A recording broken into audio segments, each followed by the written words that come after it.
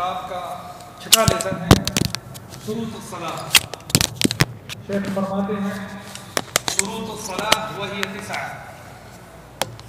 نماز کی شرطیں اور وہ 9 ہیں۔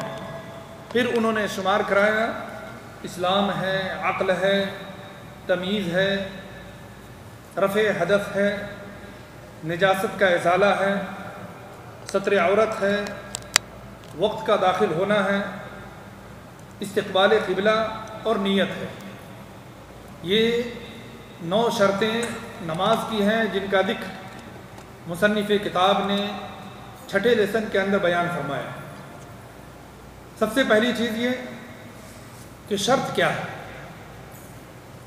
شرط کے لغوی معنی ہوتے ہیں علامت کے، نشانی کے، جیسا کہ اللہ نے قرآن حکیم میں فرمایا فقد جاء اشراطها، قیامت کی نشانیاں، قیامت کی علامتیں ظاہر ہو چکی ہیں، اس لیے قیامت کی نشانیوں کو اشراط ساعت کہتے ہیں۔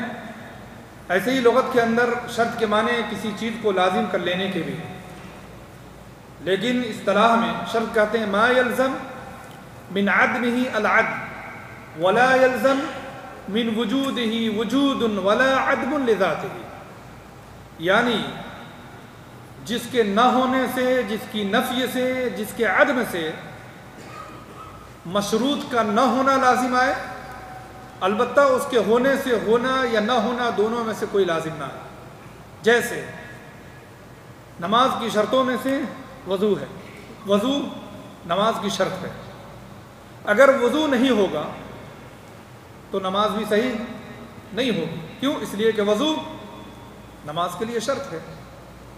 وضو کے نہ ہونے سے نماز کا صحیح نہ ہونا لازم آئے، لیکن وضو کے ہونے سے نماز کا ہونا یا نہ ہونا دونوں میں سے کوئی لازم نہیں آتا۔ ممکن ہے ایک آدمی وضو کرے اس کے بعد نماز نہ پڑھے، یا وضو تو کریں لیکن نماز کے دیگر ارکان کو یا واجبات کو چھوڑ دے۔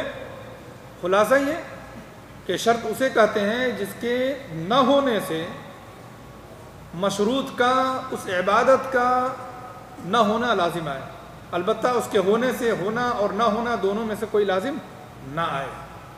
اس طرح نماز کی 9 شرطیں ہیں، یعنی اگر ان میں سے کوئی بھی شرط نہیں پائی گئی تو نماز صحیح نہیں ہوگی۔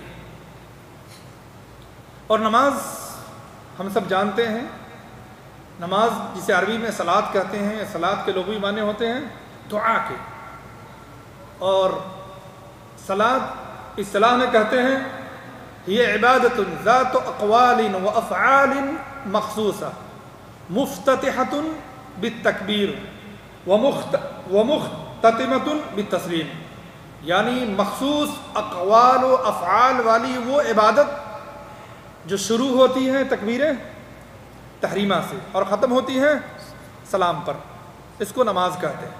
اس نماز کی 9 شرطیں مصنف کتاب نے اس چھٹے لیسن میں بیان فرمایا۔ پہلی شرط فرمایا الاسلام، نماز کی صحت کے لیے جو چیزیں ضروری ہیں، جو شرط ہیں، ان میں سے مسلمان ہونا۔ اور اسلام کا الٹا کیا ہے؟ کفر۔ اسلام کا الٹا کفر ہے، یعنی اگر کوئی کافر وضو کر کے نماز پڑھے تو اس کی نماز صحیح نہیں ہوگی، کیونکہ نماز کے صحیح ہونے کے لیے، مقبول ہونے کے لیے اسلام کا ہونا ضروری ہے۔ اللہ نے قرآن حکیم میں فرمایا وَمَن يَبْتَغِ غَيْرَ الْإِسْلَامِ دِينًا فَلَن يُقْبَلَ مِنْهُ۔ اس آیت کریمہ سے پتہ یہ چلا کہ غیر مسلمان کی، غیر مسلم کی کوئی عبادت اللہ سبحانہ و تعالیٰ قبول نہیں فرماتا۔ اور اللہ نے کافروں اور مشرکوں کی بابت فرمایا وَقَدِمْنَا إِلَى مَا عَمِلُوا مِنْ عَمَلٍ فَجَعَلْنَاهُ هَبَاءً مَنْثُورًا۔ اللہ سبحانہ و تعالیٰ مشرکوں اور کافروں کے عمل کو قیامت کے دن بے وزن اور بے حیثیت کر دے گا، ذرے کے مانند اڑا دے گا، اس کا کوئی اعتبار نہیں ہوگا۔ کیوں؟ اس لیے کہ وہ اللہ سبحانہ و تعالیٰ کی ہاں قابل قبول ہی نہیں۔ دوسری شرط ہے عقل. نماز کی صحت کے لیے عقل کا ہونا ضروری ہے. اور عقل کا الٹا کیا ہے؟ پاگل پن، جنون. ایک آدمی اگر پاگل ہے، عقل سے محروم ہے، تو اس کی عبادت اللہ سبحانہ و تعالی قبول نہیں کرتا، کیونکہ اللہ کے رسول صلی اللہ علیہ وسلم نے فرمایا رفع القلم عن ثلاثة، 3 لوگ مرفوع القلم ہیں. عن المجنون المغلوب على عقله حتى يفيق، مجنون پاگل یہاں تک کہ اس کی عقل واپس آ جائے. وعن النائم حتى يستيقظ، اور سویا ہوا شخص یہاں تک کہ جاگ جائے، بیدار ہو جائے. وعن الصبي حتى يحتلم، اور بچہ یہاں تک کہ بلوغت کی عمر کو پہنچ جائے.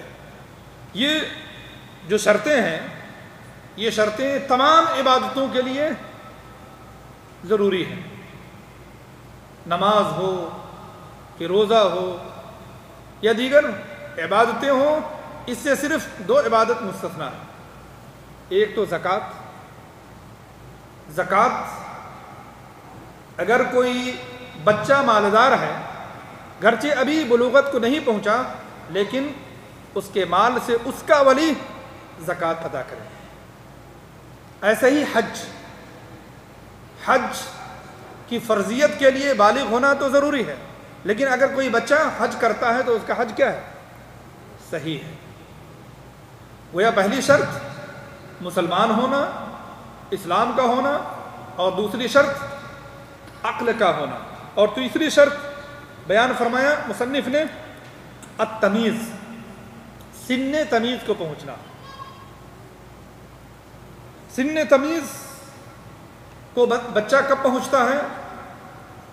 اکثر اہل علم نے کہا کہ 7 سال کی عمر کو، یعنی بچہ جب 7 سال کا ہو جائے تب وہ سن تمیز کو پہنچ جاتا ہے، اسے نماز کا حکم دیا جائے گا، جیسا کہ حدیث میں ہے مروا اولادکم بالصلاۃ وہم ابناء 7 سنین.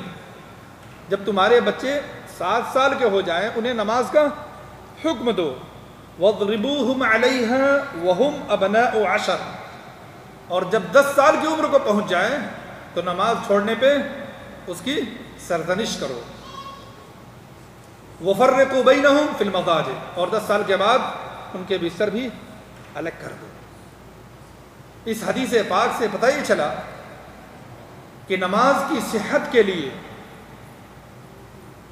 تمیز کا ہونا، عقل کا ہونا، اور اس مرحلے تک پہنچنا ضروری ہے جسے سن تمیز کہتے ہیں. اور چوتھی شرط نماز کی رفع حدث ہے. حدث وہ معنوی ناپاکی ہے، حکمی ناپاکی ہے، جسے ہم اور آپ اپنی آنکھوں سے تو نہیں دیکھتے، لیکن یہ ناپاکی ہے. حدث کی 2 قسمیں ہیں، حدث اصغر اور حدث اکبر. حدث اصغر سے پاکی یا حدث اصغر کا ازالہ جو ہے وضو سے ہوتا ہے، اور حدث اکبر کو غسل سے دور کیا جاتا ہے. اگر کسی کا وضو نہیں ہے تو وہ محدث ہے، جب تک کہ وہ وضو نہیں کرے گا اس وقت تک اس کی نماز قبول نہیں ہوگی.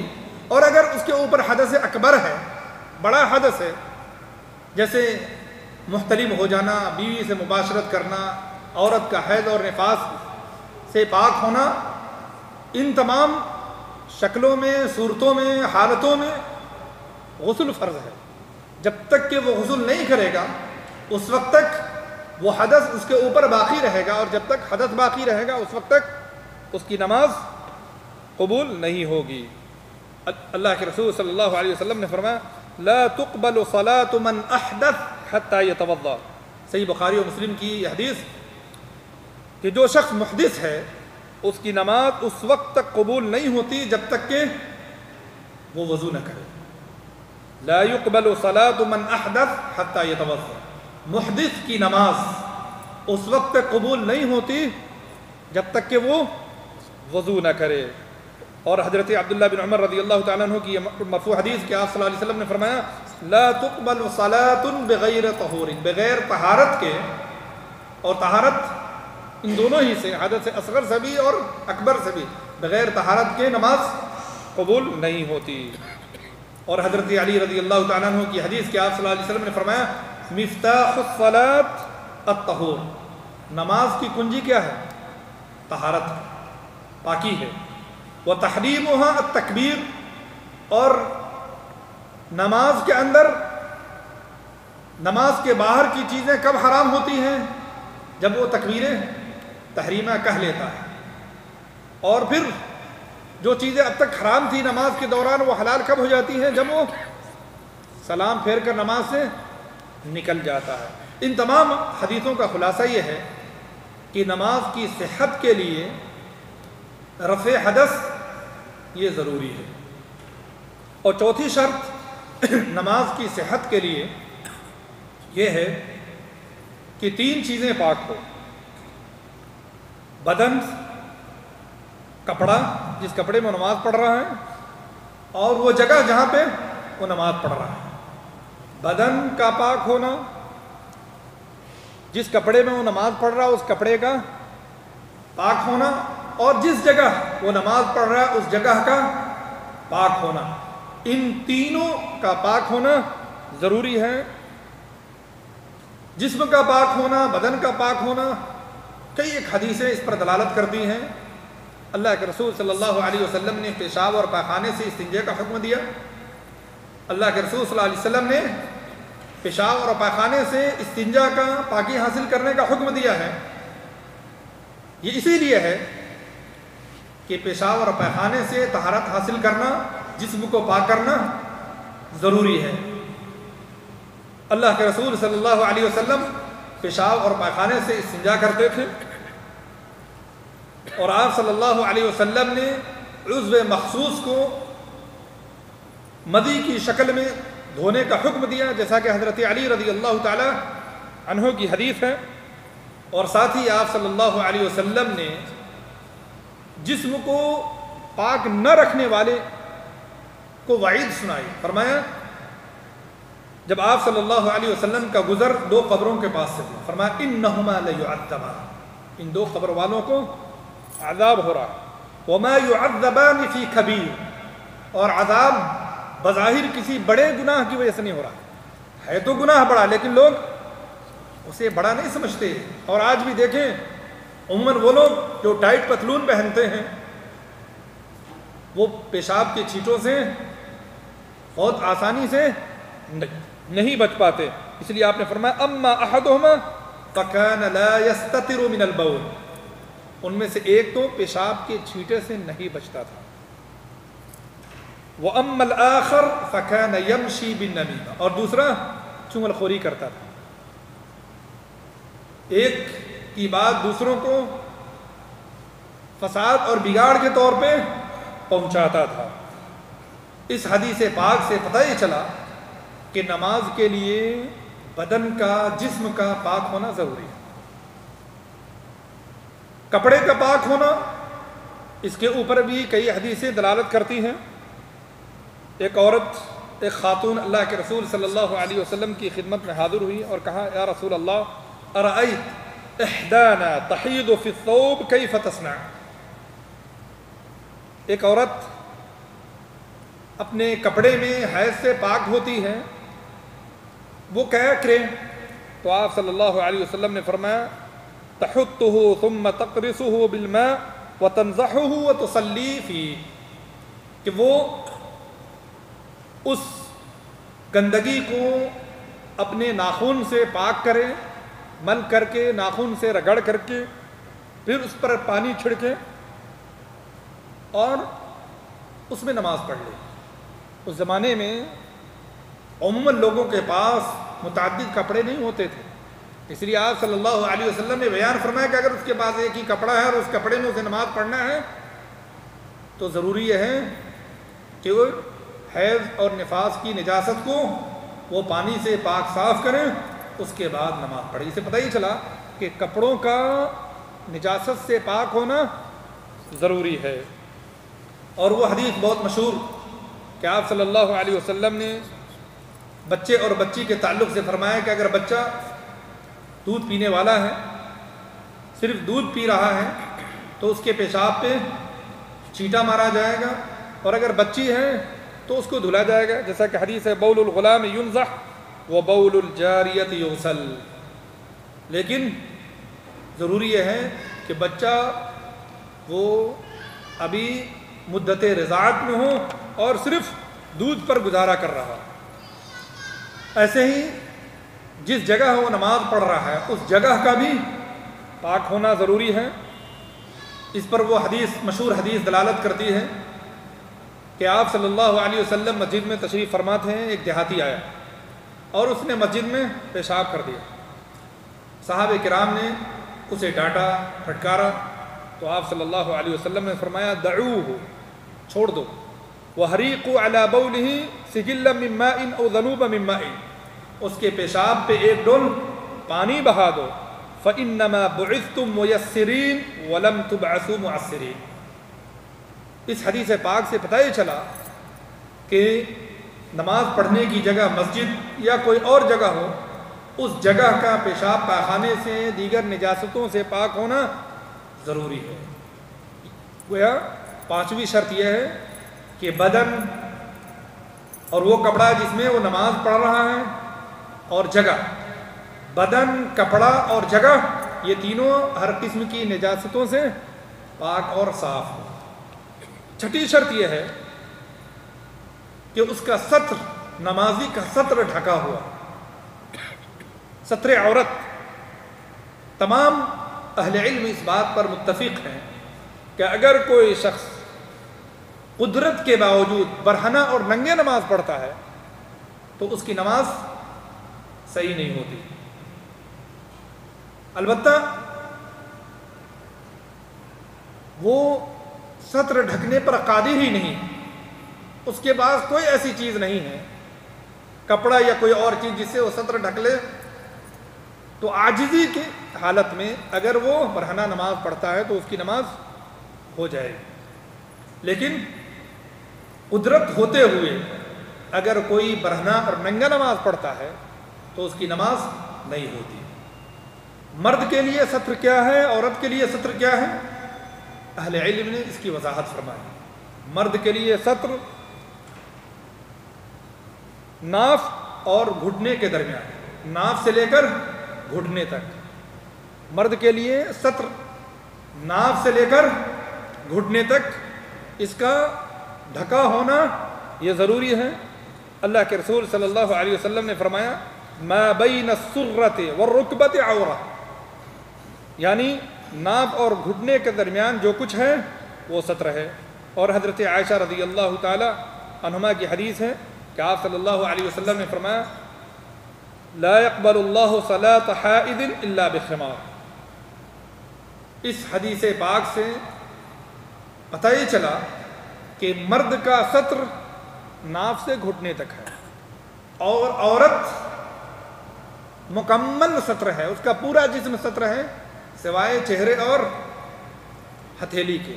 چہرے پر اہل علم کا اتفاق ہے، اور بعض اہل علم نے ہتھیلی کو بھی ستر کہا ہے، لیکن اکثر اہل علم نے کہا ہے کہ اس کا پورا جسم ستر ہے سوائے چہرے اور ہتھیلی کے، یعنی چہرے اور ہتھیلی کے علاوہ اس کے جسم کا کوئی بھی حصہ اگر کھلا رہتا ہے نماز کی حالت میں تو اس کی نماز نہیں ہوتی۔ یہ ستر خواہ عورت ایک کپڑے سے ڈھکے یا مرد ایک کپڑے سے ڈھکے یا ایک سے زائد کپڑا سے ڈھکے۔ البتہ مردوں کے لیے کم از کم 2 کپڑے میں نماز پڑھنا افضل ہے، اور عورتوں کے لیے 3 کپڑے میں نماز پڑھنا افضل ہے۔ حضرت عمر رضی اللہ تعالیٰ عنہ کی موقوف حدیث ہے کہ تصلی المرأة فی 3 اثواب، عورت 3 کپڑے میں نماز پڑھے، عورت 3 کپڑے میں نماز پڑھے، درع و خمار و ازار، قمیص، اوڑھنی اور شلوار۔ عورت 3 کپڑے، قمیص، اوڑھنی اور شلوار میں نماز پڑھے، اور مرد کم از کم 2 کپڑے میں نماز پڑھیں، اور وہ ہے ازار اور چادر یا قمیص اور تہبند۔ البتہ اگر کسی کے پاس ایک ہی کپڑا، خواہ وہ مرد ہو کہ عورت ہو، تو وہ ایک کپڑے میں بھی دونوں نماز پڑھ سکتے ہیں، بشرطے کہ ان کا ستر ڈھکا ہوا ہو۔ حضرت سلمہ بن اکوع رضی اللہ تعالیٰ عنہ کی حدیث ہے، وہ کہتے ہیں میں نے کہا یا رسول اللہ انی رجل اصید، میں شکاری آدمی ہوں، افاصلی فی القمیص الواحد، کیا میں ایک قمیص میں نماز پڑھ سکتا ہوں؟ تو آپ نے فرمایا اذا كان الدرع سابغا یغطی نعم وزرره ولو بشوکہ، فرمایا نعم، ہاں پڑھ سکتے ہو، بشرطے کہ تم کانٹے ہی سے صحیح یا کسی چیز سے اسے تہبند بنا لو، یعنی اپنے ستر کو ڈھک لو۔ اور عورتوں کے تعلق سے آپ صلی اللہ علیہ وسلم نے فرمایا، جب آپ سے پوچھا گیا ہے کیا عورت ایک قمیص اور دوپٹے میں نماز پڑھ سکتی ہے، تو آپ نے فرمایا اذا كان الدرع سابغا، اگر قمیص بالکل کشادہ ہے، طویل ہے، اس حد تک کہ یغطی ظہور قدمہا، اوپر سے نیچے تک پورا جسم اور قدم کا اوپری حصہ ڈھک جاتا ہے، تو ایسی صورت میں وہ نماز پڑھ سکتی ہے 2 کپڑے میں۔ خلاصہ یہ کہ عورتوں کا پورے جسم کو سوائے چہرے اور ہتھیلی کے نماز پڑھنا ضروری ہے ڈھک کر کے۔ اگر کوئی خاتون یا کوئی عورت نماز پڑھتی ہے اور اس کا سر کھل جاتا ہے، یا اس کی کہنی کھل جاتی ہے، یا اس کے ٹخنے کھل جاتے ہیں، تو اس کی نماز نہیں ہوتی۔ آج جو آزمائش اور بلا اور فتنہ ہے، ان فتنوں میں سے ایک بڑا فتنہ یہ ہے کہ عورتوں کا کپڑا مختصر ہوتا جا رہا ہے اور ساتھ ہی ٹائٹ بھی ہوتا جا رہا ہے، اور مردوں کا کپڑا نیچے اترتا جا رہا ہے۔ عموماً عورتوں کے جو کپڑے ہیں وہ بغیر آستین کے ہیں یا ہاتھ آستین کے ہوتے ہیں، انہی کپڑوں میں عموماً ہمارے یہاں خواتین نماز پڑھتی ہیں۔ اگر کوئی خاتون ایسے کپڑے میں نماز پڑھتی ہیں تو اس کا بازو کھلا ہوا ہو، اس کا سر کھلا ہوا ہو، یا اس کا ٹخنا کھلا ہوا ہو، تو اس کی نماز نہیں ہوتی، کیونکہ عورت سراپا ستر ہے سوائے چہرے اور ہتھیلی کے۔ البتہ مردوں کے تعلق سے آپ صلی اللہ علیہ وسلم نے فرمایا اگر مرد کے پاس ایک سے زائد کپڑے ہو تو کندھا ڈھک کر کے نماز پڑھنا ضروری ہے۔ آپ صلی اللہ علیہ وسلم نے فرمایا لا يصلي احدكم في الثوب الواحد ليس على عاتقيه منه شيء، صحیح بخاری اور مسلم کی روایت ہے، تم میں سے کوئی شخص ایک کپڑے میں اس طور پر نماز نہ پڑھے کہ اس کا موڈھا کھلا ہوا۔ اس حدیث سے اہل علم نے استدلال کرتے ہوئے کہا کہ اگر کسی کے پاس ایک سے زائد کپڑا ہو تو ایسی صورت میں کندھا ڈھک کے نماز پڑھنا ضروری ہے۔ اگر وہ موڈھا اور کندھا کھول کے نماز پڑھتا ہے تو اس کی نماز نہیں ہوتی۔ البتہ اس کے پاس ایک ہی کپڑا ہے، ایک سے زائد کپڑا نہیں ہے، تو ایسی صورت میں وہ صرف اپنے ستر کو ڈھک کر کے نماز پڑھ سکتا ہے، جیسا کہ حضرت جابر بن عبداللہ کی حدیث ہے کہ جب آپ صلی اللہ علیہ وسلم سے ایک کپڑے میں نماز پڑھنے کے بارے میں پوچھا گیا تو آپ نے فرمایا فَإِن كَانَ وَاسِعًا فَلْتَحِدْ بِهِ، اگر ایک کپڑا ہے تو اسے چاہیے کہ وہ پورے جسم پہ لپیٹ لے، وَإِن كَانَ ضَيِّقًا، اگر مختصر کپڑا ہے، تنگ ہے، تو ایسی صورت میں اسے تہبند بنا لے، ازار بنا لے۔ پتہ ہی چلا کہ اگر ایک ہی کپڑا ہے وہ بھی چھوٹا ہے، تنگ ہے، تو ایسی صورت میں وہ صرف اسے تہبند اور ازار بنا کر کے نماز پڑھے، یہ اس کے لیے جائز ہے۔ لیکن قدرت کی صورت میں اگر کوئی کندھا کھول کر کے نماز پڑھتا ہے، جیسا کہ آج تقریباً فیشن بن گیا ہے بعض علاقوں میں، تو ایسی صورت میں اس کی نماز نہیں ہوتی۔ اور چھٹی بلکہ 7ویں شرط نماز کی یہ ہے کہ نماز کا وقت ہونا، نماز کا وقت ہونا، یعنی اگر کوئی شخص نماز کے وقت سے پہلے نماز پڑھتا ہے تو اس کی نماز نہیں ہوتی۔ نماز کا وقت ہے، اللہ نے قرآن حکیم میں فرمایا ان الصلاۃ کانت علی المؤمنین کتابا موقوتا، بلا شبہ نماز مومنوں پر مقررہ اوقات میں فرض ہے۔ اس آیت کریمہ سے پتہ ہی چلا کہ نماز کا مقررہ وقت ہے۔ ظہر کی نماز کا وقت، ظہر کا اول وقت جب سورج ڈھل جائے۔ ظہر کی نماز کا اول وقت یہ ہے کہ سورج ڈھل جائے، اور آخر وقت یہ ہے کہ ہر چیز کا سایہ اس کے برابر ہو جائے۔ یعنی سورج ڈھل جانے کے بعد ظہر کا وقت شروع ہوتا ہے اور ختم تب ہوتا ہے جب ہر چیز کا سایہ اس کے برابر ہو جائے۔ حضرت عبداللہ بن عمر رضی اللہ تعالیٰ عنہما کی حدیث ہے کہ آپ صلی اللہ علیہ وسلم نے فرمایا وقت الظہر اذا زالت الشمس، ظہر کا وقت جب سورج ڈھل جائے، وَكَانَ ظِلُّ الرَّجُلِ كَطُولِهِ مَا لَمْ يَحْضُرْ وَقْتُ الْعَصْرِ، اور آدمی کا سایہ اس کی لمبائی کے برابر ہو جائے جب تک کہ عصر کا وقت نہ ہو۔ اور حضرت جابر رضی اللہ تعالیٰ عنہ کی وہ طویل حدیث کہ حضرت جبریل نے آپ صلی اللہ علیہ وسلم کی 2 دن امامت فرمائی، کہتے ہیں فجاء فی الیوم الاول، پہلے دن حضرت جبریل آئے اور کہا قم فصلی، یا رسول اللہ آپ کھڑے ہوں نماز پڑھیں، فصلی الظہر حین زالت الشمس، آپ نے ظہر کی نماز اس وقت پڑھی جب سورج ڈھل گیا۔ ثم جاءہ من الغد للظہر، دوسرے دن جب ظہر کے لیے حضرت جبریل آئے تو کہا قم فصلی فصلی الظہر حین صار ظل کل شیء مثلہ، دوسرے دن حضرت جبریل نے اس وقت نماز پڑھائی جب ہر چیز کا سایہ اس کے برابر ہو گیا۔ گویا ظہر کا اول وقت سورج کا ڈھلنا ہے اور آخر وقت یہ ہے کہ ہر چیز کا سایہ اس کے برابر ہو جائے۔ اور پھر آپ نے فرمایا، حضرت جبریل نے فرمایا ما بین ہاتین الصلاتین وقت، ان دونوں کے درمیان ظہر کا وقت ہے۔ البتہ جب سخت تپش ہو، بلا کی گرمی ہو، جیسا کہ ان دنوں سخت گرمی سے ہم اور آپ گزر رہے ہیں، اللہ سبحانہ و تعالی ہماری اور آپ کی حفاظت فرمائے۔ سخت گرمی میں ظہر کی نماز کو تاخیر کر کے پڑھنا، یعنی آخر وقت کے قریب پڑھنا، یہ افضل ہے، لیکن وقت کے اندر پڑھنا ہے۔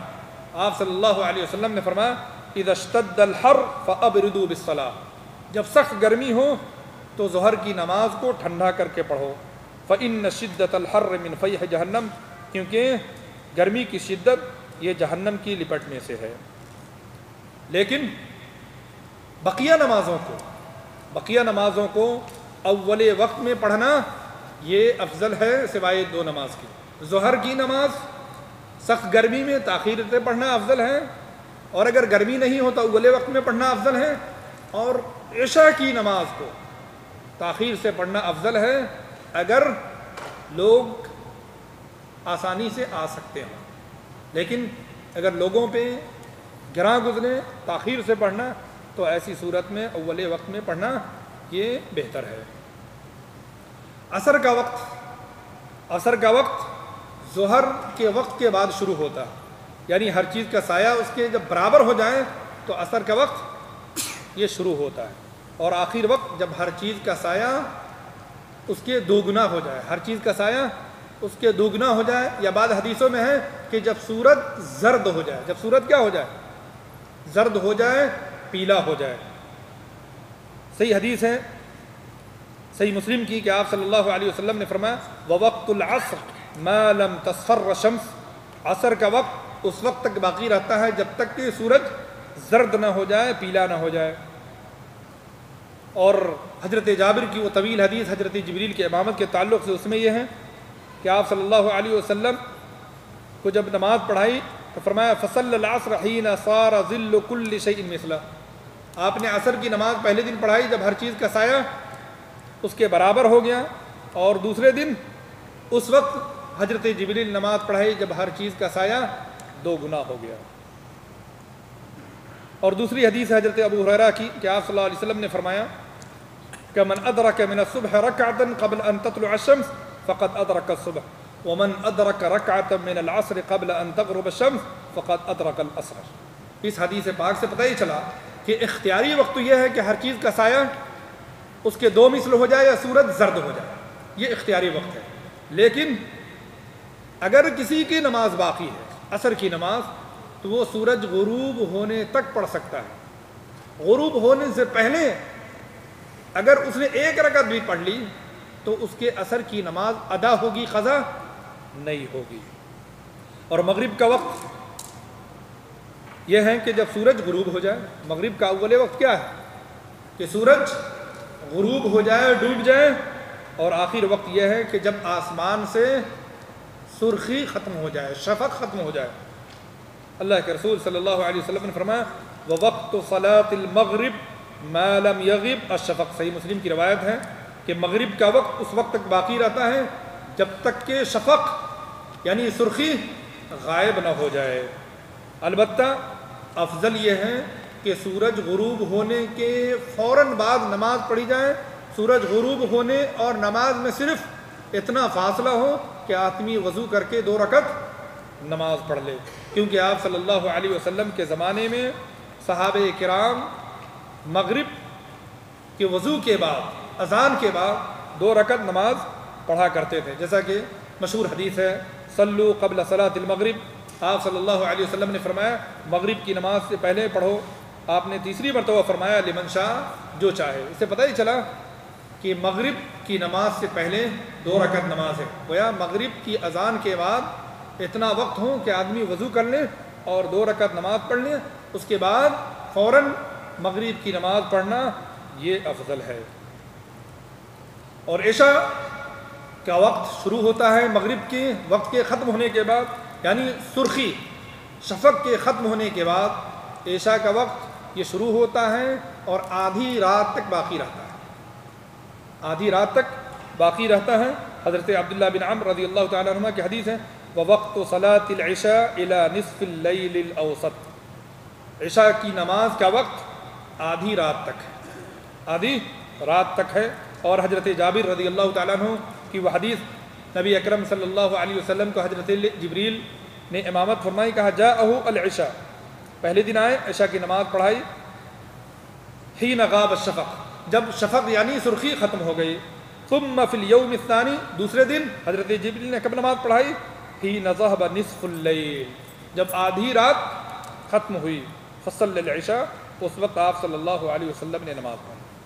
البتہ عشاء کی نماز تاخیر سے پڑھنا یہ افضل ہے، بشرطے کہ لوگوں کے لیے جماعت میں شامل ہونا گرا نہ ہو، مشکل نہ ہو، کیونکہ آپ صلی اللہ علیہ وسلم نے عشاء کی نماز 1 مرتبہ تاخیر سے پڑھی اور فرمایا کہ اگر مجھے یہ اندیشہ نہ ہوتا کہ تاخیر سے نماز پڑھنا تمہارے اوپر گرا گزرے تو میں عشاء کی نماز کا یہی وقت مقرر کرتا۔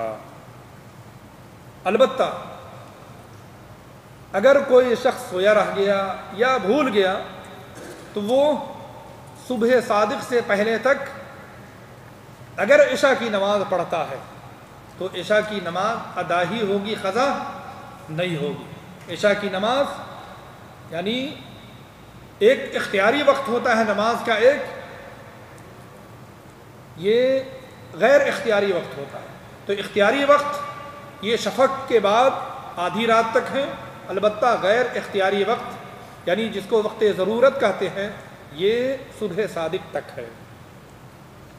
اور فجر کا وقت یہ شروع ہوتا ہے صبح صادق کے بعد، طلوع فجر کے بعد، اور آخر وقت یہ ہے کہ جب یہ روشنی پھیل جائے۔ اللہ کے رسول صلی اللہ علیہ وسلم نے فرمایا وَوَقْتُ صَلَاةِ الصُّبْحِ مِن طُلُوعِ الْفَجْرِ مَا لَمْ تَطْلُعِ الشَّمْسِ، البتہ یہ ضرورت کا وقت ہوتا ہے اگر کوئی شخص سویا رہ گیا، اگر کوئی شخص سویا رہ گیا تو ایسی صورت میں وہ سورج کے طلوع ہونے سے پہلے بھی پڑھ لیتا ہے، 1 رکعت بھی پا لیتا ہے تو اس کی نماز وہ ادا ہی ہوگی۔ البتہ اختیاری وقت یہ ہے روشنی پھیلنے سے پہلے پہلے، صبح صادق کے بعد سے لے کر روشنی پھیلنے سے پہلے پہلے، آپ صلی اللہ علیہ وسلم فجر کی نماز اول وقت میں تاریکی میں غلس میں پڑھتے تھے، جیسا کہ حضرت جابر رضی اللہ تعالیٰ عنہ کی حدیث ہے۔ اور آپ صلی اللہ علیہ وسلم نے یہ بھی فرمایا والصبح کان النبی صلی اللہ، حضرت جابر کی حدیث ہے والصبح کان النبی صلی اللہ علیہ وسلم یصلیھا بغلس، صبح کی نماز یعنی فجر کی نماز آپ صلی اللہ علیہ وسلم تاریکی میں پڑھتے تھے۔ آپ فجر میں 60 سے 100 آیتیں پڑھتے تھے، 60 سے 100 آیتیں پڑھتے تھے۔ اس کے بعد بھی صحابہ کرام جب نماز سے فارغ ہوتے تو ان کے لیے ایک دوسرے کو پہچاننا مشکل ہوتا تھا۔ اسے پتہ یہ چلا کہ آپ صلی اللہ علیہ وسلم صبح کی نماز، فجر کی نماز غلس میں تاریکی میں پڑھتے تھے۔ لہذا ہمیں فجر کی نماز اول وقت میں پڑھنے کی کوشش کرنی چاہیے۔ اور بعض لوگ یہ سمجھتے ہیں کہ فجر کی نماز کو تاخیر سے پڑھنا، جب روشنی پھیل جائے اس وقت پڑھنا افضل ہے۔ انہوں نے ایک حدیث کا غلط معنی سمجھا۔ صحیح حدیث ہے سنن ابی داؤد اور ترمذی کی، آپ نے فرمایا اصبحوا بالصبح فإنه اعظم لأجورکم او اعظم للأجر، صبح کی نماز روشن کر کے پڑھو یا صبح کر کے پڑھو، یہ زیادہ اجر کا باعث ہے۔ اس حدیث کا مطلب یہ ہے کہ صبح کی نماز اس تأکد کے بعد پڑھو کہ صبح صادق ہو گیا، چونکہ صبح صادق سے پہلے ہی آسمان پہ سفیدی آتی ہے، اسے صبح کاذب کہتے ہیں۔ بہت سے لوگ اس زمانے میں جب گھڑی نہیں ہوتی تھی تو لوگ صبح کاذب ہی کو، پہلی سفیدی ہی کو صبح سبق کے بسا اوقات نماز پڑھ لیتے۔ آپ نے فرمایا کہ نہیں، صبح کاذب میں نہیں پڑھنا بلکہ صبح صادق میں پڑھنا ہے۔ اس سفیدی جس کے بعد پھر سفیدی ختم نہیں ہوتی، جسے صبح صادق کہتے ہیں۔ اس حدیث سے مراد صبح صادق میں نماز پڑھنا ہے، نہ کہ سورج غروب، یہ سورج طلوع ہوتے وقت پڑھنا ہے، جیسا کہ بہت سارے لوگ سمجھتے ہیں۔ اس حدیث کا معنی امام ترمذی نے امام شافعی سے، امام احمد سے، امام اسحاق اور دیگر اہل علم سے بیان کیا کہ اسفار یہ ہے ان یتضح الفجر، یہاں اسفار سے مراد یہ ہے کہ فجر واضح ہو جائے، اس کے ہونے میں کوئی شک نہ ہو۔ اس کا یہ مطلب نہیں ہے کہ سورج جو طلوع ہوتے وقت نماز پڑھی جائے، جیسا کہ ہند و پاک میں بہت سارے لوگ پڑھتے ہیں۔ البتہ نماز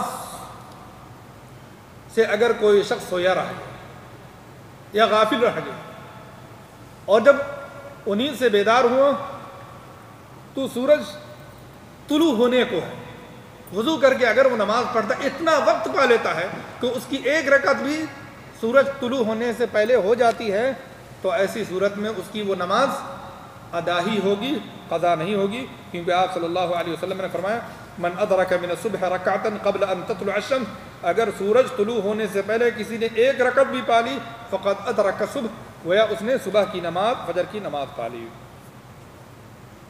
اور بعض اہل علم نے اسی سے بعض دیگر مسائل ملحق کیے ہیں کہ اگر ایک شخص کے پاس ایک سے زیادہ نماز باقی ہو، ایک سے زیادہ نماز قضا ہو تو وہ کیسے پڑھیں۔ اکثر اہل علم نے کہا کہ ترتیب کے ساتھ پڑھیں، کیونکہ آپ صلی اللہ علیہ وسلم کی نماز جب غزوہ خندق میں قضا ہوئی تو آپ صلی اللہ علیہ وسلم نے ترتیب کے ساتھ نماز پڑھی۔ گویا اگر کسی وجہ سے ایک سے زائد نماز مسلسل قضا ہو جاتی ہے تو اسے ترتیب سے پڑھنا یہ ضروری ہے، کیونکہ آپ صلی اللہ علیہ وسلم نے من نسی صلاۃ فلیصلیھا اذا ذکرھا، اگر کوئی نماز کو بھول گیا تو جیسے یاد آئے اسے پڑھ لینا چاہیے، یہی اس کا کفارہ ہے۔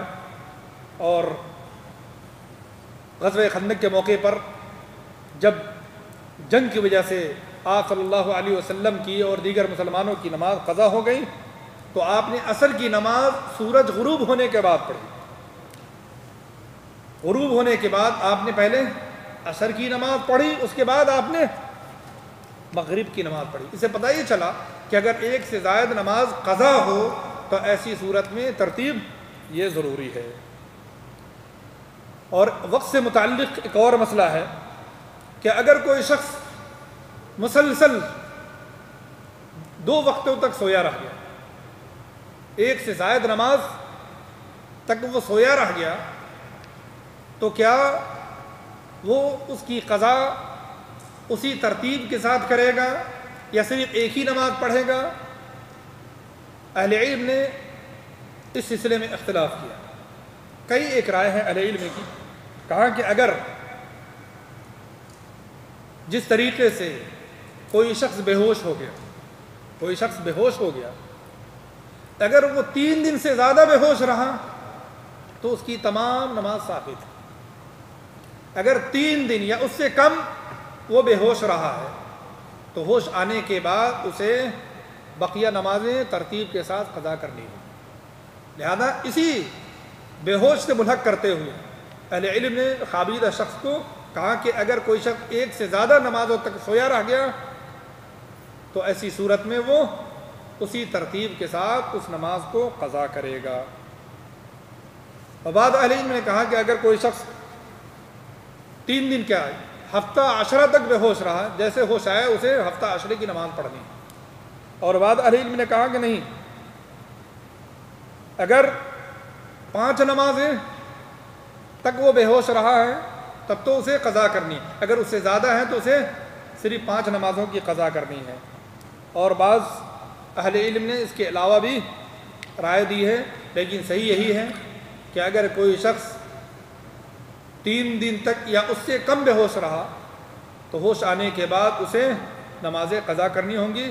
اگر 3 دن سے زیادہ بے ہوش رہا تو ایسی صورت میں اس کے اوپر نمازوں کی قضا نہیں ہے۔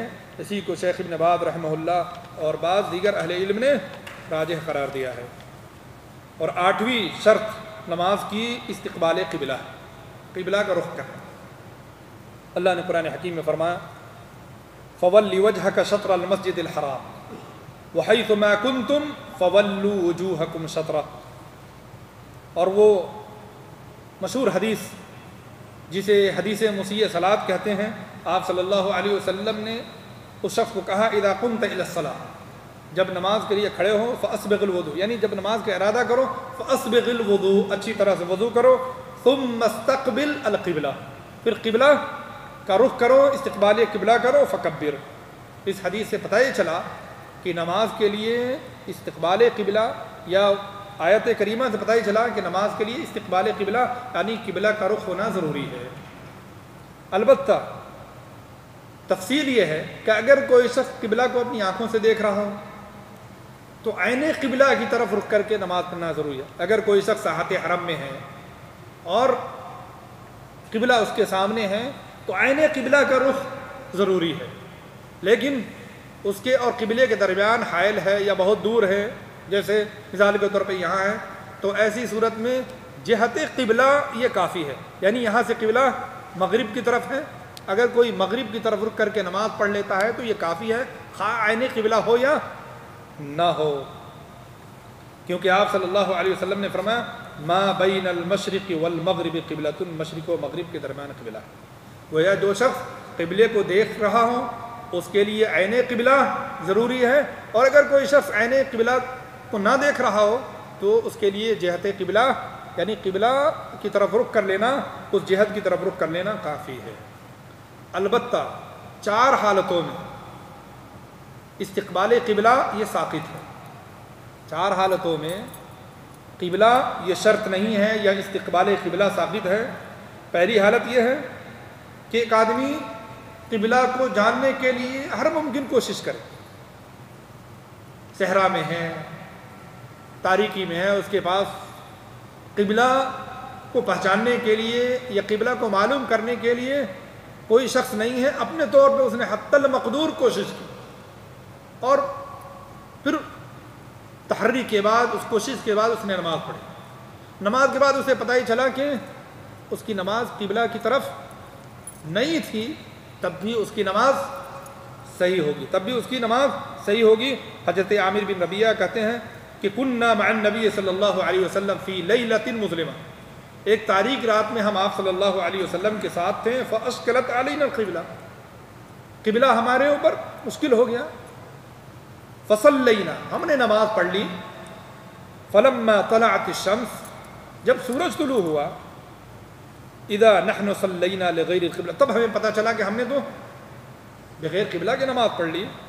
فنزلت فإنما تولوا فثم وجه اللہ، تو یہ آیت کریمہ نازل ہوئی کہ جدھر بھی تم رک کر کے نماز پڑھتے ہو ادھر اللہ سبحانہ و تعالیٰ کا رخ ہے.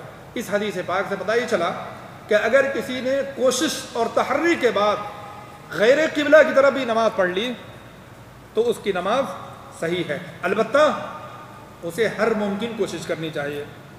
آپ اس زمانے میں مسجد کے محراب سے یا آج بہت سے جدید آلات ہیں، ان کے ذریعے سے آپ قبلہ آسانی سے معلوم کر سکتے ہیں. دوسری شکل کہ انسان قبلہ کی طرف رخ کرنے سے عاجز ہو، اندھا شخص ہو، اسے کوئی قبلہ بتانے والا نہ ہو اور وہ قبلہ جاننے سے عاجز ہو. ایسے ہی بیمار شخص بالکل حرکت نہ کر سکتا ہو اور ہاسپٹل میں کسی ایک خاص لوکیشن میں ہو، یا وہ مسلمان قیدی جسے کسی نے غیر قبلہ کی طرف کر کے مضبوط سے باندھ دیا ہو، ایسی صورت میں ان حضرات کے لیے استقبال قبلہ کیا ہے؟ ثابت ہے. اللہ نے قرآن حکیم میں فرمایا فاتقوا اللہ ما استطعتم. اور تیسری حالت یہ ہے کہ سخت اپنی جان کا دشمن سے خوف ہو، میدان کارزار میں ہو، دشمن سامنے ہو، اگر آپ قبلہ کی طرف رک کر کے نماز پڑھتے ہیں تو پیچھے سے حملے کا اندیشہ ہو. ایسی صورت میں ایک آدمی اگر آسانی سے مامون ہو، قبلہ کی طرف رک کر کے نماز پڑھتا ہو تو ٹھیک ہے، لیکن دشمن کے خوف کی وجہ سے اگر وہ مکمل استقبال قبلہ نہیں کر پاتا یا وہ نماز کے دوران ادھر ادھر گھوم جاتا ہے تو ایسی صورت میں استقبال قبلہ یہ ثابت ہے. اور چوتھی حالت یہ ہے کہ نفل نماز یہ سواری کے اوپر یہ جائز ہے، خواہ قبلے کی طرف ہو یا سواری کا رخ قبلہ کے علاوہ ہو. حضرت عامر بن ربیعہ کی حدیث ہے رأیت النبی صلی اللہ علیہ وسلم یصلی علی راحلتہ حیث توجہت بھی، صحیح بخاری مسلم کی روایت ہے، میں نے آپ صلی اللہ علیہ وسلم کو سواری پر نفل نماز پڑھتے ہوئے دیکھا، سواری کا رخ جس طرف بھی ہو. اور صحیح بخاری کے اندر یہ اضافہ ہے وَلَمْ يَكُنْ رسول اللہ صلی اللہ علیہ وسلم يَصْنَعُ ذَلِكَ فِي الصَّلَاةِ الْمَكْتُوبَةِ. آپ صلی اللہ علیہ وسلم فرض نماز سواری پر نہیں پڑھتے تھے بلکہ سواری سے اتر کر کے قبلہ کی طرف رخ کر کے نماز پڑھتے تھے. اس حدیث پاک سے پتہ ہی چلا کہ نفل نماز کے لیے استقبال قبلہ یہ شرط نہیں ہے. اور آخری نویں شرط جس کو شیخ نے یہاں بیان فرمایا وہ ہے نیت. نیت یہ نماز کے لیے شرط ہے، بغیر نیت کے نماز دیگر عبادتوں کی طرح نہیں ہوتی. لیکن نیت کا اظہار زبان سے کرنا ہے نہیں، نیت کہتے ہی ہیں دل کے ارادے کو. دل کے ارادے کا نام نیت ہے لغت میں بھی، اور شریعت کے اندر کہتے ہیں کسی خاص عبادت کو ادا کرنے کے لیے دل سے عزم کرنا، ارادہ کرنا، یہ نیت ہے. یہ نیت نماز کے لیے دیگر شرطوں کی طرح شرط ہے. اللہ کے رسول صلی اللہ علیہ وسلم نے فرمایا انما الاعمال بالنیات، تمام صالح اعمال کا دار و مدار کیا ہے؟ نیتوں کے اوپر ہے. البتہ نیت دو ہے، نیت للمعمول لہ، آپ وہ عبادت کس کے لیے کر رہے ہیں؟ اللہ سبحانہ و تعالیٰ کے. لہذا عبادت کے اندر اخلاص کا ہونا ضروری ہے، نیتوں کا خالص ہونا ضروری ہے. اور دوسری نیت للعمل، آپ کون سی عبادت کرنے جا رہے ہیں؟ اگر آپ نماز پڑھنے کے لیے مسجد میں آئے تو آپ جہاں اپنی نیتوں کو یہ خالص کریں کہ آپ اللہ کی رضا کے لیے پڑھ رہے ہیں، وہیں یہ بھی نیت ضروری ہے کہ آپ کون سی نماز پڑھنے جا رہے ہیں. فرض نماز پڑھ رہے ہیں، نفل نماز پڑھ رہے ہیں، ظہر کی نماز پڑھ رہے ہیں، یا اور کوئی نماز پڑھ رہے ہیں. گویا نیت دو ہیں. پہلی نیت کہ آپ اللہ سبحانہ و تعالیٰ کے لیے وہ عبادت کر رہے ہیں، اور دوسری نیت یہ ہے کہ آپ کون سی عبادت کر رہے ہیں، دیگر عبادتوں کے اندر تمیز ہو. ظہر کی سنت اور ظہر کی 4 رکعت، آپ ظہر کی سنت پڑھ رہے ہیں یا ظہر کی 4 رکعت فرض پڑھ رہے ہیں، یہ بھی ضروری ہے. یہ وہ 9 شرطیں ہیں جن کا ذکر شیخ بن باز رحمہ اللہ نے اس 6ٹھے لیسن کے اندر بیان فرمایا ہے. اللہ سبحانہ و تعالی ہمیں اور آپ کو دنیا کے تمام مسلمانوں کو دین کی صحیح سمجھ دے۔ اللہ سبحانہ و تعالی ہمیں سمجھ کر کے علم حاصل کر کے عبادت کرنے کی توفیق دے۔ السلام علیکم ورحمۃ اللہ وبرکاتہ، وصلی اللہ علیہ نبینا محمد وعلی آلہ وصحبہ اجمعین۔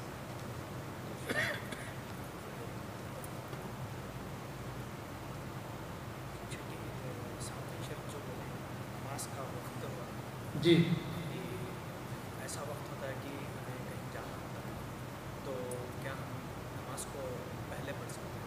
ابھی عصر کا وقت سے پہلے نماز کو؟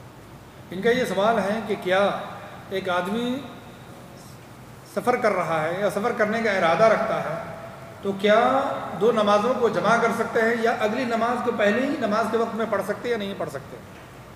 اللہ کے رسول صلی اللہ علیہ وسلم نے ضرورت کے وقت ظہر اور عصر کی نماز کا وقت ایک قرار دیا، مغرب اور عشاء کی نماز کا وقت ایک قرار دیا۔ ضرورت کے وقت آپ نے سفر کے دوران بھی نمازیں جمع کی ہیں، آپ نے عرفہ میں بھی نمازیں ظہر اور عصر کو اول وقت میں جمع کیا ہے، اور آپ نے بغیر سفر کے بھی، بغیر بارش کے بھی آپ نے بسا اوقات نمازیں جمع کی ہیں تاکہ امت حرج میں نہ پڑے۔ عام حالتوں میں آپ صلی اللہ علیہ وسلم نے نماز کو اس کے وقت میں پڑھایا، اور یہ فرض بھی ہے، جیسا کہ اللہ نے فرمایا ان الصلاۃ کانت علی المؤمنین کتابا موقوتا۔ البتہ بعض حالتوں میں دو نمازوں کا وقت ایک ہو جاتا ہے اور وہ صرف ظہر اور عصر ہے، لہذا اگر کوئی شخص ظہر اور عصر کے درمیان سفر کرتا ہے یا بارش ہو رہی ہے تو وہ اول وقت میں بھی دونوں نمازیں پڑھ سکتا ہے یا آخر وقت میں بھی دونوں نمازیں پڑھ سکتا ہے، کیونکہ ضرورت کے وقت میں دونوں نمازوں کا وقت ایک ہو جاتا ہے۔ ایسے ہی مغرب اور عشاء کا وقت ایک ہو جاتا ہے، چاہے تو وہ اول وقت میں پڑھ لیں اور چاہے تو وہ آخر وقت میں پڑھیں، دونوں صورتوں میں یہ جائز ہے۔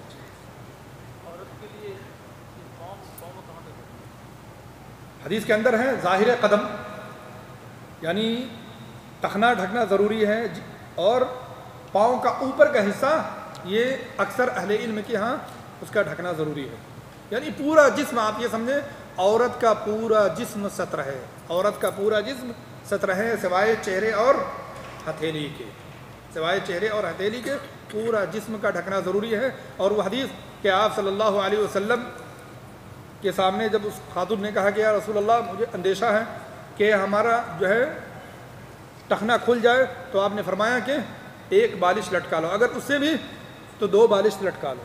گویا عورتوں کا اپنے ٹخنے کو ڈھکنا یہ ضروری ہے، یہ اس کا ستر ہے، یہ اس کی عورت ہے، اور عورت ایک مسلمان عورت مکمل عورت ہے، مکمل ستر ہے، پورے جسم کا ڈھکنا ضروری ہے سوائے چہرے اور ہتھیلی کے۔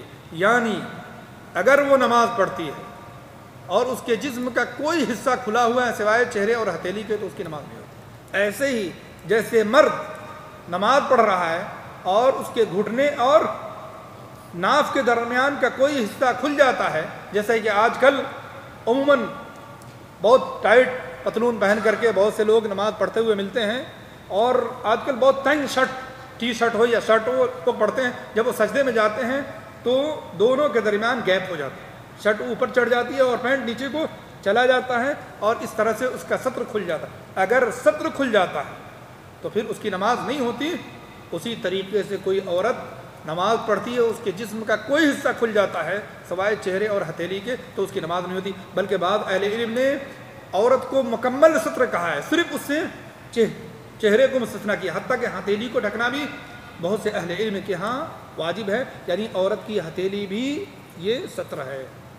جی ایک سوال ہے سجدے کے تعلق سے، عورتوں کا اور مردوں کے جی سجدے کو کمر اٹھا کر پڑھنا ہے یا جی بیٹھ کر پڑھنا ہے، اس پہ بہت زیادہ اختلاف ہے۔ جس طریقے سے نبی اکرم صلی اللہ علیہ وسلم کی ذات گرامی یا نبی اکرم صلی اللہ علیہ وسلم کی نمازوں کی کیفیت کا انتظام مردوں کے لیے ضروری ہے، اسی طریقے سے عورتوں کے لیے ضروری ہے۔ آپ نے فرمایا صلو کما رأیتمونی اصلی، کہ تم ایسے ہی نماز پڑھو جیسا کہ تم مجھے نماز پڑھتے ہوئے دیکھتے ہو۔ اس کے مخاطب عورت بھی ہے اور مرد بھی ہے، سوائے ان چیزوں کے جو مستثنا ہے۔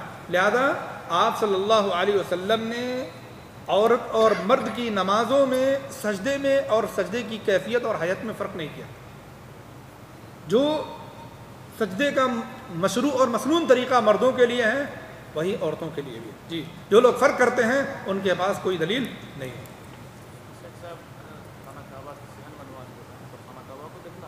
خانہ کعبہ کی طرف رخ کرنا، خانہ کعبہ کو دیکھنا نہیں ہے، یعنی آپ کا رخ خانہ کعبہ کی سامنے ہو بالکل، یہ نہیں کہ آپ الگ لوکیشن میں پڑھیں اور خانہ کعبہ سے تھوڑا بھی ہٹ جائیں تو یہ صحیح نہیں، یہ نہیں کہ خانہ کعبہ کو دیکھنا، بلکہ آپ کا رخ خانہ کعبہ کے سامنے ہونا، آپ تو دیکھیں سجدے کی جگہ ہی۔ جی جی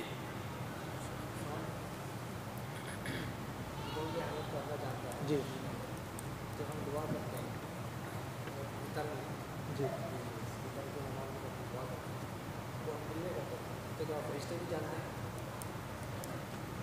ان کا یہ سوال ہے کہ ہم وتر کی نماز میں جو دعا کرتے ہیں اگر چپکے سے کرتے ہیں تو کیا فرشتے بھی جانتے ہیں؟ نہیں جانتے ہیں؟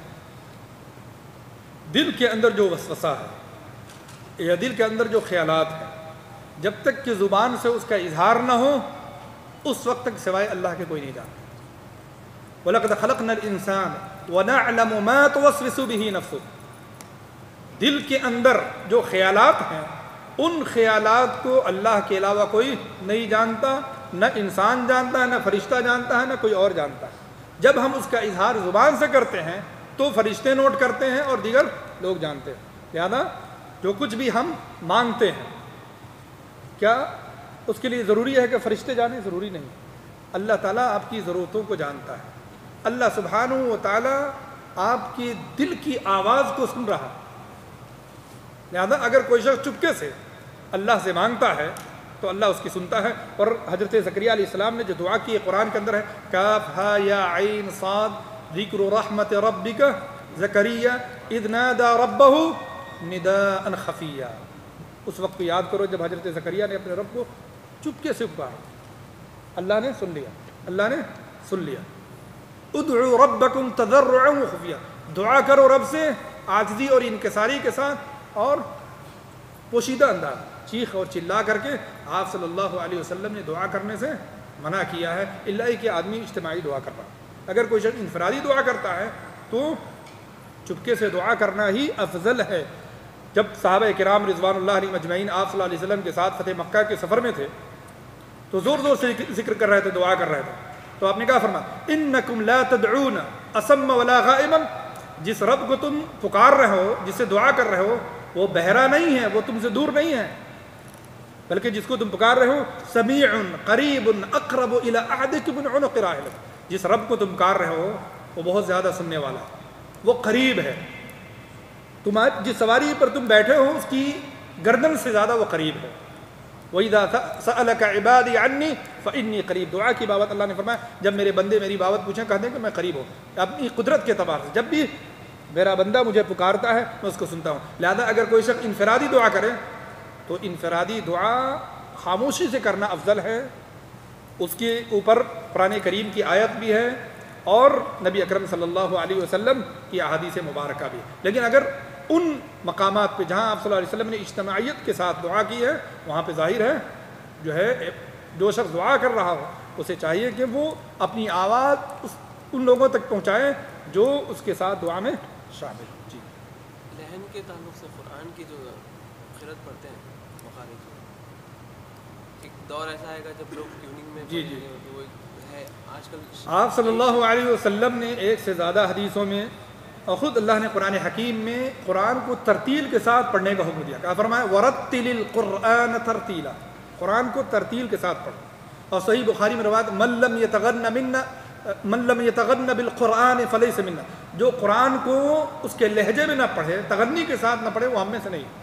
لہذا قرآن کو ترتیل کے ساتھ اور عربی لہجے میں جس لہجے میں قرآن اترا ہے جس زبان میں اس زبان میں پڑھنا یہ ضروری ہے۔ حضرت جبریل علیہ السلام نے آپ صلی اللہ علیہ وسلم تک قرآن جو پہنچایا رب کی طرف سے تو قرآن کے حروف کو بھی پہنچایا اور قرآن کے طریقے ادا کو بھی پہنچایا، پڑھ کے سنایا۔ لہٰذا اسی طریقے سے پڑھنا ہے جس طریقے سے حضرت جبریل نے اللہ کے رسول کو پڑھایا اور اللہ کے رسول صلی اللہ علیہ وسلم نے صحابہ کرام کو پڑھایا۔ لہذا عجمی اسلوب میں گانے کے اسٹائل میں مختلف طریقے سے جو لوگ آج پڑھتے ہیں یہ طریقہ صحیح نہیں اور جائز بھی نہیں۔ لہذا اگر کوئی اس لہن میں، یہاں لہن سے مراد کوئی عجمی اسلوب میں پڑھتا ہے، گانے کے طرز میں پڑھتا ہے تو یہ جائز نہیں ہے. اور آج کے دور میں یہ فیشن تقریباً ایسے لب و لہجے کے ساتھ اتار چڑھاؤ کے ساتھ ایکشن کے ساتھ نماز پڑھتے ہیں, ایک قرآن پڑھتے ہیں کہ قرآن سننے والوں کے اوپر کوئی اثر نہیں ہوتا. آپ مثال کے طور پہ حرم میں نماز پڑھتے ہیں, ائمہ حرم کی قرأت سنتے ہیں, شیخ شریم کی, شیخ سدیس کی, ماہر معقلی کی, شیخ بدیر کی اور دیگر اہل علم کی. آپ کے اوپر ایک اثر قرآن کا ہوتا ہے, ایسا لگتا ہے کہ یہ قرآن اللہ کا کلام ہے. بسا اوقات آپ کی آنکھوں میں آنسو آتے ہیں, آپ سمجھتے یا نہ سمجھتے ہیں, یہ قرآن کا اثر ہے. لیکن جو لوگ گانے کے اسٹائل میں خاص لہجے میں پڑھتے ہیں, آپ پورا قرآن سنیں آپ کے اوپر کوئی اثر ہوتا ہے. لہٰذا قرآن کو ایسے پڑھنا ہے کہ قرآن کا اثر آپ کے اوپر بھی ہو, سننے والوں کے اوپر ہو. خلاصہ یہ کہ قرآن کو لسان عربی, خاص عربی زبان میں عربی لہجے میں پڑھنا ہے, عجمی لہجے میں پڑھنا جائز نہیں. جی عجمی لہجے میں تو قرآن پاک کی سمجھ ہی نہیں آتی, اردو اور سے لے کے منداز تک. جی ان کا یہ سوال ہے کہ ایک آدمی کو قرآن سمجھ نہیں آتی, دور دراز کا ہے, اس کی زبان ابھی عربی نہیں ہے, تو کیا وہ کوشش کرے گا نہیں کرے گا؟ اللہ کے رسول صلی اللہ علیہ وسلم نے ان کو بھی بشارت سنائی, فرمایا الماہر بالقرآن مع السفرۃ الکرام البررہ, جو قرآن کریم کے ماہر ہیں, قرآن کریم کو اس کے حروف کو اس کے مخارج اور صفات کے ساتھ پڑھتے ہیں, قیامت کے دن وہ بزرگ ترین فرشتوں کے ساتھ ہوں. والذی یقرأ القرآن ویتتعتع فیہ, لیکن ایک آدمی قرآن پڑھتا ہے لیکن قرآن پڑھنا اس کے اوپر گناہ گزرتا ہے, اس کی زبان نہیں ہے, پڑھتا ہے, اس کی زبان پھنستی ہے لیکن کوشش کرتا ہے, لہو اجران, اسے دوہرا اجر ملتا ہے. ایک قرآن پڑھنے کا اور قرآن پڑھنے کی صورت میں مشقت کو برداشت کرنے. لہذا اگر کوئی شخص کوشش کرتا ہے اور زبان پہ اس کا پڑھنا گرا گزرتا ہے, یا اس کی زبان پھنستی ہے, زبان میں لکنت ہے, یا دیگر زبان ہونے کی وجہ سے اس کے لیے پڑھنا مشکل ہوتا ہے, تب بھی اسے چاہیے کہ وہ پڑھے, اللہ سبحانہ و تعالیٰ اسے دوہرا اجر دیتا ہے. لیکن قدرت کے باوجود اگر کوئی شخص دوسرے اسٹائل میں پڑھتا ہے, عجمی لہجے میں پڑھتا ہے, گانے کے اسٹائل میں پڑھتا ہے, تو یہ جائز نہیں. جی جزاکم اللہ خیر. جی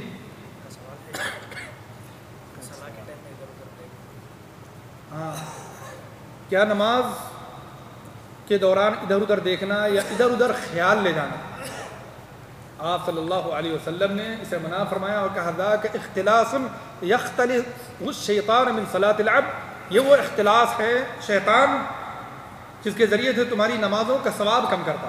لہذا نماز کے دوران نہ ادھر ادھر دیکھنا جائز ہے, نہ ادھر ادھر اپنے خیالات لے جانا بھی جائز ہے. آپ دل کے اعتبار سے بھی اللہ سبحانہ و تعالیٰ کی طرف متوجہ ہوں, باطنی اعتبار سے بھی اللہ کی طرف متوجہ ہوں, اور ظاہری اعتبار سے بھی آپ اللہ سبحانہ و تعالیٰ کی طرف متوجہ ہوں. اللہ یہ کہ انسان کو کوئی ضرورت آ جائے. آپ صلی اللہ علیہ وسلم نماز پڑھ رہے تھے اور حضرت عائشہ رضی اللہ تعالیٰ نے دروازہ کھٹکھٹایا, آپ نے نماز کی حالت میں کھول دیا.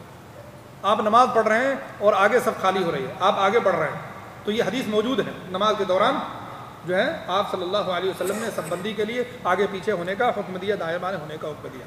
لہذا نماز بغیر کسی ضرورت کے ادھر ادھر دیکھنا یا بغیر کسی ضرورت کے ادھر ادھر خیال لے جانا یہ درست نہیں ہے. لیکن نماز کی ضرورت کے لیے یا نماز کی سب بندی کے لیے اگر کوئی ادھر ادھر حرکت کرتا ہے, دائیں یا بائیں, آگے یا پیچھے, تو اس میں کوئی حرج نہیں ہے. جی جزاکم اللہ خیر. صلی اللہ علیہ نبینا محمد وعلی آلہ وصحبہ.